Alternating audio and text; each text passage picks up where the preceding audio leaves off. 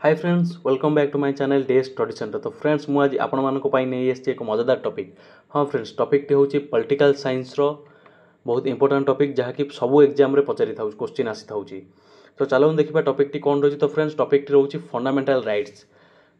तो फ्रेंड्स जदि आम आम कॉन्स्टिट्यूशन कथा देखा, इंडियन कॉन्स्टिट्यूशन रे पार्ट 3 रे फंडामेंटल राइट मेंशन है जहाँकि कौन आर्टिकल 12 टू 35 भितर कॉन्स्टिट्यूशन रो पार्ट 3 रो आर्टिकल 12 टू 35 भितर आम फंडामेंटल राइट गुड़िक रखा जाइए। तो फंडामेंटल राइट को किए प्रोटेक्टेड करुच्ची ना कॉन्स्टिट्यूशन, आम इंडियन कॉन्स्टिट्यूशन फंडामेंटल को राइट को प्रोटेक्ट करुच्ची एवं ग्यारंटी दौची जे एगुड़ाक आप्लिकेबल हम। बुझीपार फ्रेंड्स। तो इनिशियली जदि आम देखा टोटाल 7 फंडामेंटल राइट्स थिला, वर्तमान जहाँकि 6टी हो जाइए। तो चलो देखा कौन कौन से 7टी फंडामेंटल राइट्स थिला। तो प्रथमत हूँ कौन ना right to equality. Right to equality समस्त को समान अधिकार देवा जहाँकि कौन आर्टिकल 14 रु 18, आर्टिकल 14 टू 18, आर्टिकल 14 रु 18 भितर कौन मेंशन अच्छी राइट टू इक्वालिटी। ठीक से हीपरी सेकेंड राइटा कौन ना राइट टू फ्रीडम जहाँकि आर्टिकल 19 रु 22 भितर सीमित अच्छी। राइट टू फ्रीडम कौट अच्छी ना आर्टिकल 19 रु 22। नेक्स्ट कथा जब देखा राइट एगेन्स्ट एक्सप्लोटेशन जहाँकि आर्टिकल 23 रु 24 मध्य अच्छी। बुझीपारे फ्रेंड्स। तो प्रथम राइट टी कौन राइट टू इक्वालिटी, सेकेंड आसला राइट टू फ्रीडम, थर्ड आसला राइट एगेन्स्ट एक्सप्लोटेशन। नेक्स्ट कौन आसला right to freedom of religion जहाँकि आर्टिकल 25 रु 28 भितर मेंशन होकर अच्छी।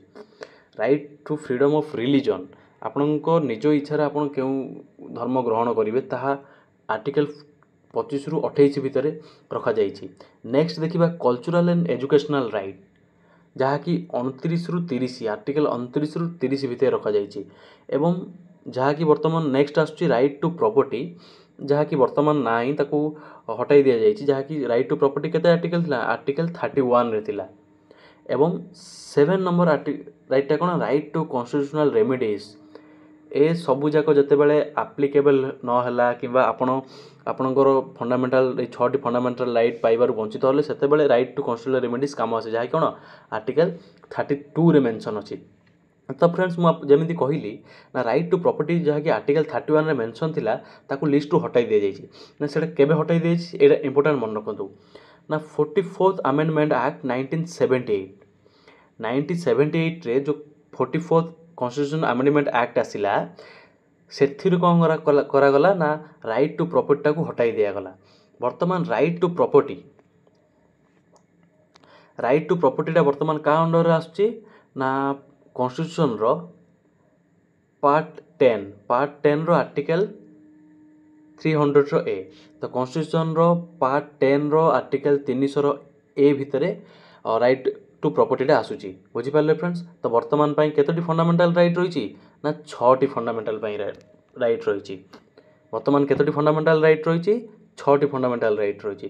तो चलतु फंडामेंटल राइट गुड़िक डिटेल्स रे टिके डिस्कशन करदेबा। तो फ्रेंड्स जदि आम प्रथम फंडामेंटल राइट देखा जहाँकि कौन ना राइट टू इक्वालिटी, प्रथम फंडामेंटल राइट जदि देखा कौन ना राइट टू इक्वालिटी। बुझीपारे फ्रेंड्स। राइट टू इक्वालिटी तो राइट टू इक्वालिटी रो फर्स्ट पॉइंट कौन कहूँ ना equality before law. Equality before law तार गोटे पॉइंट देती कौन ना इक्वाल प्रोटेक्शन ऑफ लॉ। तो ये पॉइंटा भलसे मन रखु ना इक्वालिटी बिफोर लॉ तो कौन कहूँ ना आईन आगरे सबू समान। इक्वालिटी बिफोर लॉ जो नियम कानून से गुड़ाक रही आगे कौन समस्ते समान। इक्वाल प्रोटेक्शन ऑफ लॉ नियम समस्त समान भाव में लागू हम। बुझीपारे फ्रेंड्स। सेमिति नेक्स्ट कौन कहला ना prohibition and discrimination on grounds of religion, race, caste, sex, place of birth. तो बुझीपार जदि आपण को किए भेदभाव करुच्ची जो गाँ गहली छुआ छुई एगुड़ा चलुची तो कौन कही ना जाति, धर्म, वर्ण आपण जन्मस्थान निर्विशेष आपण को समान अधिकार दिज्व। बुझीपारे फ्रेंड्स। समाज में जी भी बसवास करुच्ची आमर इंडिया टेरिटोरी भितर एटा लागू होची ना समस्त को समान अधिकार दिज्व। डिस्क्रिमिनेशन भेदभाव रहिबो नाही।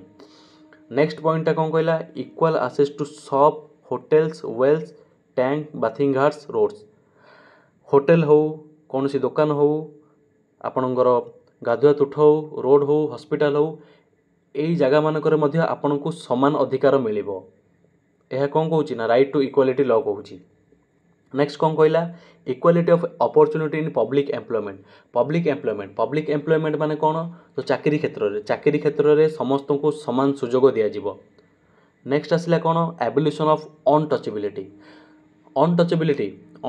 गाँ गहली मानकर जो छुआ भेदभाव रोचे जाति को नहीं जो छुआ भेदभाव रोचे बुझीपारे फ्रेंड्स सेटा को राइट टू इक्वालिटी कौन कहूँ एबोलिशन करुच्ची ना ताकू प्रोत्साहन दौनी। राइट टू इक्वालिटी कहूँ जे अनटचेबिलिटीटा गोटे अनटचेबिलिटी को सी एबोलिशन कर अर्थात राइट टू इक्वालिटी जो रही अंडर जो आस एबोलिशन ऑफ अनटचेबिलिटी जो छुआ भेदभाव एगुड़ा रोचे ताकू सी एबोलिश कर माने नष्ट कर दूसरी बुझीपारे फ्रेंड। राइट टू इक्वालिटी यही फंडामेंटाल राइटा आपन को गोटे अधिकार दूसरी जे आपन को कहीं भी अनटचेबिलिटी जो दलित जाति कही जो छू ना छुआ छुई भेदभाव गाँ गहल रोचे यहीटा कहीं भी करें आपन को समान अधिकार पाइबार योग्यता आपणकर अच्छी।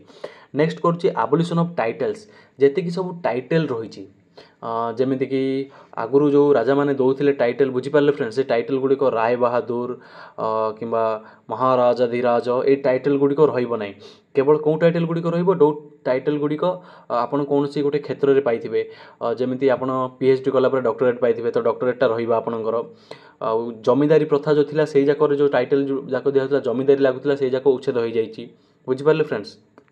तो यह थिला राइट टू इक्वालिटी पॉइंट जाक तो नोट कर दिंतु कि स्क्रीनशॉट नहीं जातु। नेक्स्ट फंडामेंटल राइट कथा जदि आम चिंता करवा नेक्स्ट फंडामेंटल राइट हूँ right to freedom. Next fundamental right कौन ना राइट टू फ्रीडम। तो फ्रीडम माने कौन फ्रीडम माने आप जानते स्वाधीनता तो कौन के जो क्षेत्र में आपन को स्वाधीनता मिलूँ से क्षेत्र में ये डिस्कसन करिया। तो प्रथम कौन कहला ना प्रोटेक्शन ऑफ राइट्स तो प्रथम कौन कहला ना प्रोटेक्शन ऑफ राइट कहाँ प्रोटेक्शन कर राइट को राइट ऑफ फ्रीडम अंडर रे क्यों राइट प्रोटेक्शन हम। तो प्रथम कौन है ना freedom of speech and expression आपणकर फ्रीडम अच्छी आपणकर स्वाधीनता अच्छी जे आपणकर मतामत रखिपारे जेकोसी जगह आप किसी भाषण कहींपारे और आपणकर मतामत एक्सप्रेस करेंगे आप किसी आप मत रखिपारे। एवं नेक्स्ट कौन कहूँ आसेम्बली पीसफुली जदि आप कौन गोटे बिल मनकर पास है कि कौन गोटे नियम विरुद्ध में आप गोटे आंदोलन करने को चाहते तो आप पीसफुली आसेम्बली हो पारे शांतिपूर्ण भाव में लोक जमा करेंगे शांतिपूर्ण भाव में आंदोलन कर अधिकार आपको किए दूसरी ना राइट टू फ्रीडम दूसरी। नेक्स्ट जो फॉर्म ऑफ एसोसिएशन और यूनियन आपन किसी लोकों को नहीं गोटे एसोसिएशन करेंगे किसी गोटे यूनियन गठन करेंगे सपोज मनकर आप गोटे आंदोलन चालू करने को चाहिए तो से आंदोलन चालू करने प्रथम अधिक असेंबली पीसफुली माने गोटे शांतिपूर्ण भाव में गोटे जगह एकाठी होगापी अनुमति किए देला ना राइट टू फ्रीडम देला। नेक्स्ट कौन से आप गोटे यूनियन गठन कले से यूनियन आप सभापति रहिले जहाँ भी रहिले से गोटे यूनियन गठन करने आपको किए गोटे राइट दूसरी ना राइट टू फ्रीडम अंडर में जाऊँगी। नेक्स्ट कौन कहला ना move freely through out the territory of India आमर भारतर सीमा भितर आपन जेकोसी स्थान को फ्रीली मूव करेंगे आपन को कहीं भी अटकई पारे माने आपन चाहिए जदि आमर आर्मी क्वार्टर हो आर्मी आमर जमी DRDO हो यही स्थान गुड़िक तो आप जापारे ना ना तो से स्पेशल पास दरकार किंतु आप जेकोसी भारतर सीमा भितर आप जेकोसी स्थान में बसवास करेंगे जेकोसी स्थान में फ्रीली बुली पारे or reside and settle in any part of India. देखो ये पॉइंटा कहला ना आप भारतर सीमा भितर जेकोसी स्थान में आप सेटल हो रही पारे जेकोसी स्थान में आप बसवास करेंगे। नेक्स्ट कौन कहूँ ना practice any profession and or to carry on any occupation trade or business आपन चाहिए जेकोसी प्रोफेशन जेकोसी ऑक्युपेशन जेकोसी बिजनेस आप करेंगे आपको कहीं भी अटकई पारे ये अधिकारटा किए दूसरी ना राइट टू फ्रीडम यही अंडर आसूची। नेक्स्ट कौन कहला ना protection in respect of conviction of for offences आपन को किए गोटे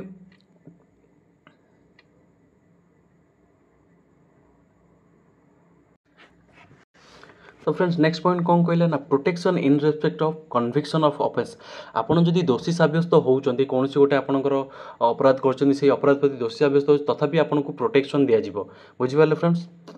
नेक्स्ट पॉइंट कौन कहला ना right to life and personal liberty आपणकर व्यक्तिगत स्वाधीनता अधिकार रही आपणकर व्यक्तिगत अधिकार किसी गोटे रही व्यक्तिगत जीवन जो रही से अनुसार आपको किसी गोटे राइट प्रोवाइड करा आप व्यक्तिगत आपणकर पसंद अनुसार आप बंची पारे।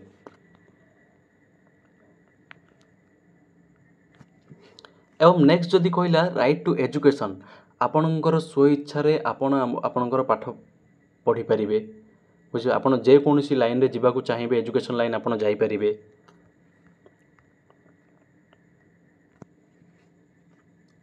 नेक्स्ट कौन आसिला ना protection against arrest and detention in certain cases.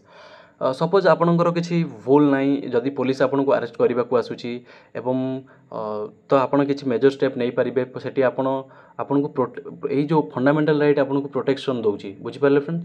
Next आसिला next कौन नेक्स्ट राइट होची राइट एगेंस्ट एक्सप्लोटेशन एई अंडर रे कौन आछि ना प्रोहिबिशन ऑफ ए अंडर रे कौन आछि ना prohibition of traffic in human beings and force labour.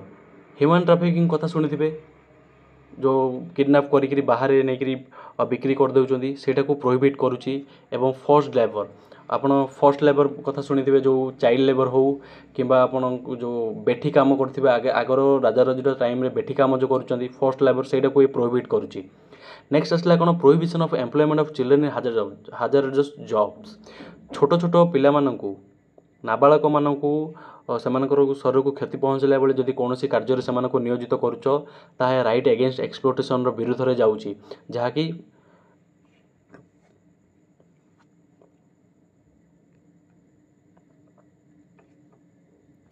Next right कौन आसला फ्रेंड्स ना right to freedom of religion. Next right कौन आसला ना right to freedom of religion. Right to freedom of religion under रे फर्स्ट आसुची कौन ना freedom of conscience and free profession and practice and propagation of religion आपणकर मन मुताबक आपणकर विवेक जहाँ कहूँ आपड़ जेकोसी धर्म को ग्रहण करें जेकोसी धर्मर प्रचार प्रसार करें बुझीपारे फ्रेंड्स।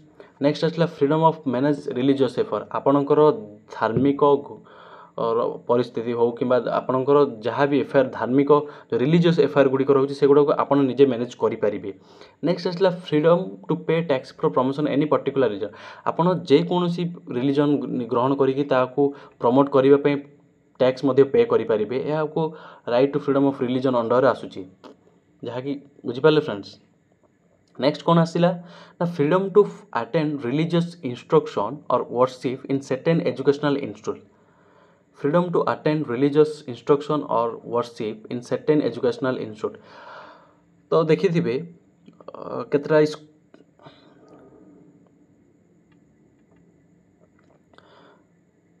तो केतरा निर्दिष्ट एजुकेशनल इंस्टीट्यूट रे आपनको आपनको रिलीजियस इंस्ट्रक्शन किंबा वर्शिप करने को फ्रीडम दिया जाए बुझीपारे friend.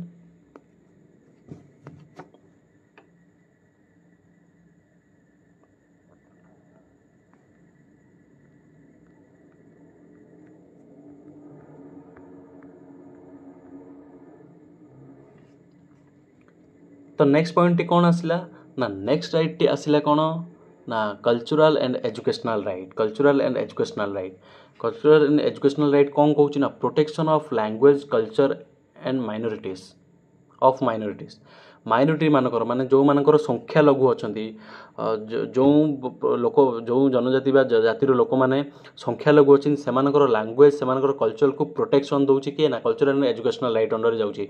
Right of minorities to establish educational institution देखो माइनॉरिटी जो मानकर संख्या कम अच्छी से चाहिए से भाषा कल्चरल को प्राधान्य देकरी से एजुकेशनल इंस्टीट्यूट एस्टाब्लिश करें बुझीपारे फ्रेंड्स। एवं द लास्ट राइट जोटा कि बहुत important right to constitutional remedies जहाँकि जदि आगर जो 5टा राइट जदि आपनकर वायलेट होची आपनकर 5टा फंडामेंटल राइट जदि आपनको ऊपर एप्लीकेबल होनी आपण जदि आपनकर फंडामेंटल राइट रु वंचित होउचंती तो आपण राइट टू कॉन्स्टिट्यूशनल रेमेडीज रो कौन सहारा नहीं पारिबे जहाँकि कौन कहूँ right to move to the courts to issue direction orders writs for enforcement of rights बुझीपारे फ्रेंड्स। जदि आपणकर फंडामेंटल राइट्स वायोलेट है आपणकर फंडामेंटल राइट पाइबारु वंचित हेले तो आपण कोर्ट को मूव करि परिबे, कोर्ट रे केस करि परिबे। बुझि पारले फ्रेंड्स।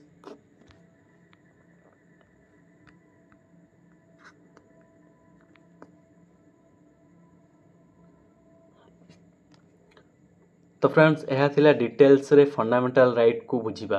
तो फंडामेंटल राइट अंडर रे केतोटी फंडामेंटल राइट रही वर्तमान, तो वर्तमान केतोटी ना 6टी फंडामेंटल राइट रही। एवं राइट टू प्रॉपर्टी जो फंडामेंटल राइट थिला सेटा कोन,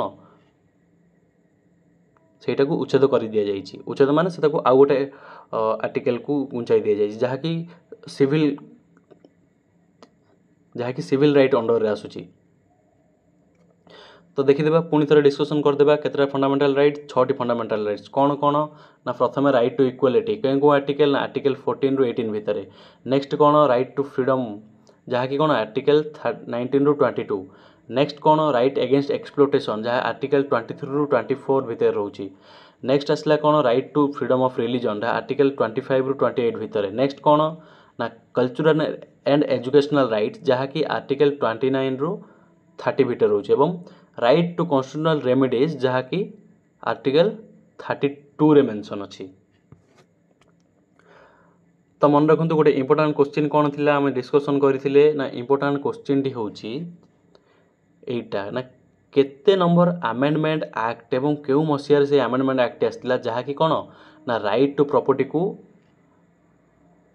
कौटू राइट टू प्रॉपर्टी टाकू जो फंडामेंटल राइट रु बाद दिया गला ना 44th कॉन्स्टिट्यूशन आमेंडमेंट एक्ट 1978 रे जो आसीथिला ता अंडर रे कौन करागला ना राइट टू प्रॉपर्टी संपत्तिगत अधिकार को फंडामेंटल राइट रु बाद देइकिरी ताको आर्टिकल 300 ए रे जाइकी रखागला जहाँकि सिविल राइट रे जाउची।